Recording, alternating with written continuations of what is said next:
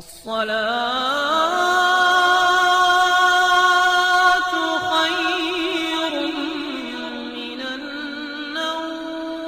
پیارے دوستو، حضرت ابراہیم بن ادھم رحمت اللہ علیہ کو اللہ تعالیٰ نے آپ علیہ الصلوۃ والسلام کو پرخ کی رحمت کی تھی۔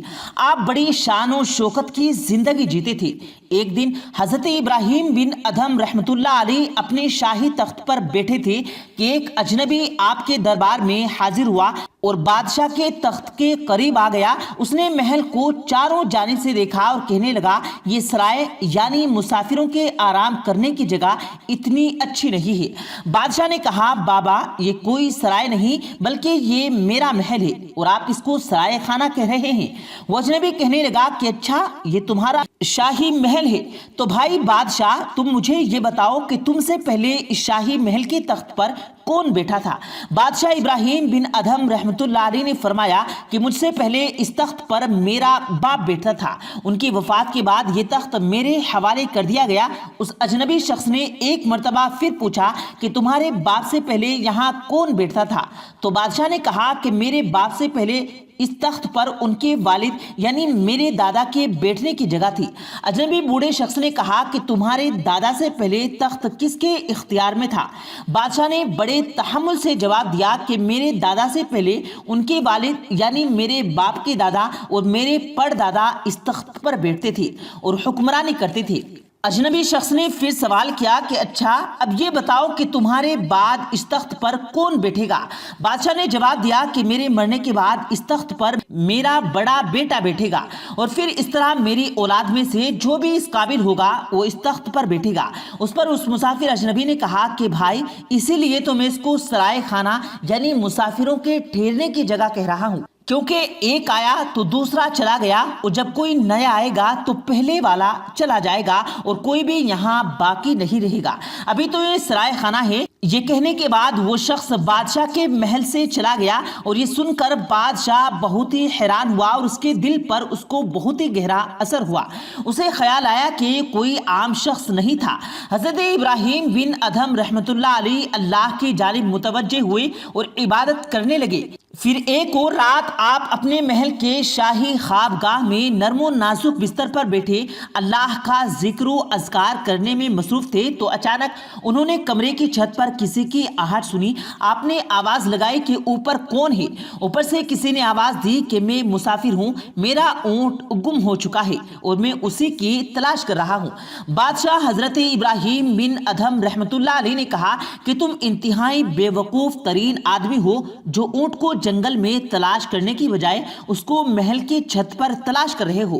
تو اس اجنبی شخص نے کہا کہ مجھ سے بڑا بے وقوف تو وہ ہے جو شاہی مخملی بستر پر لیٹ کر اللہ کو تلاش کر رہا ہے۔ اس کو بھی چاہیے کہ وہ اللہ کے لیے سب کچھ چھوڑ چھاڑ کر سادگی اختیار کرے اور جنگل کی طرف نکل جائے۔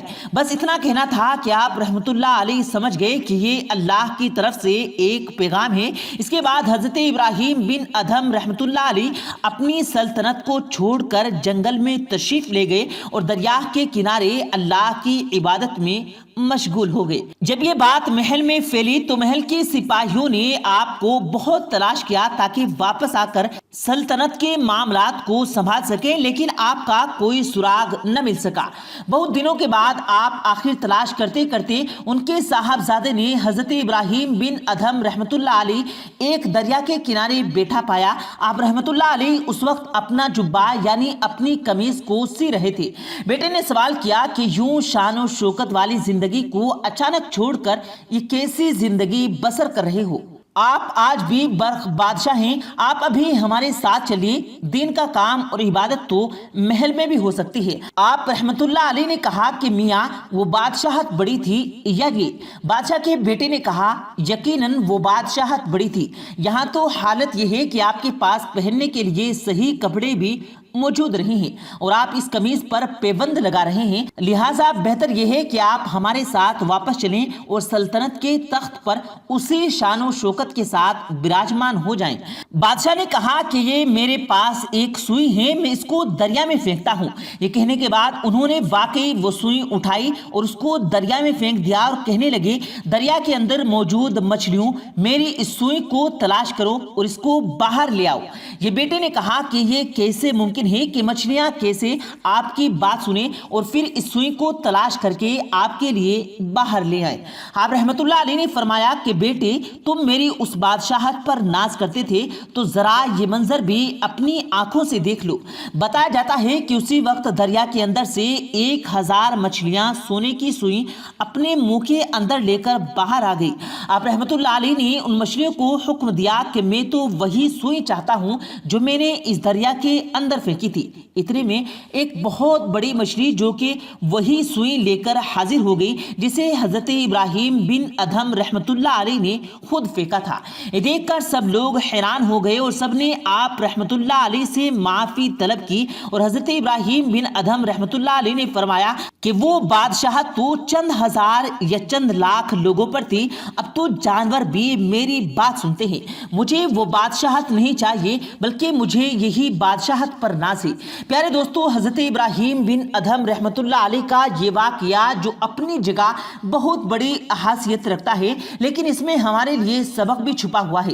تو سبق یہ ہے کہ جب کسی نے اپنے آپ کو اللہ کے حوالے کر دیا اور اپنے جسم کو، اپنی سوچ کو اور اپنی تمام طاقتوں کو اللہ کے حوالے کر دیا تو اس کے لیے اپنی تمام زندگی کو ختم کر دیا، تو ایسے شخص کے لیے اللہ تعالیٰ وسیلے بھی پیدا کرتا ہے، اس کو رزق بھی عطا کرتا ہے اور اسے دنیا و آخرت کی بادشاہت بھی عطا کرتا ہے۔ یہ جو لوگ جنہیں ہم ملنگ کہتے ہیں، جنہیں ہم کہتے ہیں کہ انہیں دنیا کی کوئی خبر نہیں، دراصل ان کی نظروں میں دنیا کے عہدوں کی، دنیا کے مال کی یا آشائش کی کوئی وقت نہیں ہے، کیونکہ اللہ تعالیٰ انہیں اپنی جناب سے ہر طرح کا سکون اور رزق فراہم کرتا ہے اور ان کی زندگی کا مقصد صرف اپنے رب کو راضی کرنا ہوتا ہے۔ سوال یہ کیا جاتا ہے کہ ہمیں اپنے رب کو کیسے راضی کرنا چاہیے، تو اس کا نہایت ہی آسان جواب ہے کہ انسان اپنے آپ کو اللہ تعالیٰ اور رسول کریم صلی اللہ علیہ وسلم کے احکامات کے تابع کرے۔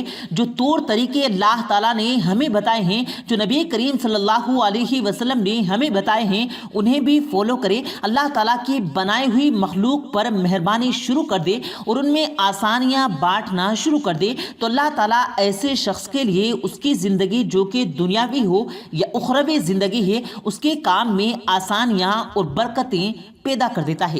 تو پیارے دوستو، ابھی بھی وقت ہے، ہمیں سنبھل جانا چاہیے۔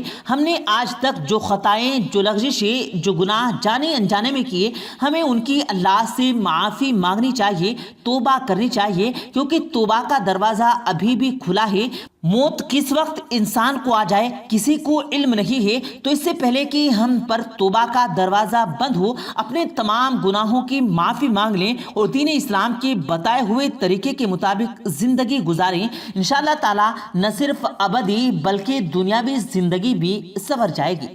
پیارے دوستو، امید کرتے ہیں آپ کو آج کی ہماری یہ ویڈیو ضرور پسند آئی ہوگی۔ اگر آپ کو یہ ویڈیو پسند آیا ہو تو اس ویڈیو کو دل سے لائک کریں اور زیادہ سے زیادہ لوگوں تک اس ویڈیو کو ثواب کی نیت سے شیئر کریں، اور اس ویڈیو کے بارے میں آپ کی کیا رائے ہے کمنٹ سیکشن میں اپنی رائے کا اظہار ضرور دیں، اور مزید اسی طرح کی روز کی ویڈیو پانے کے لیے ہمارے چینل کو ضرور سبسکرائب کریں۔ ملتے ہیں پھر ایک نئی ویڈیو کے ساتھ، تب تک کے لیے اللہ حافظ۔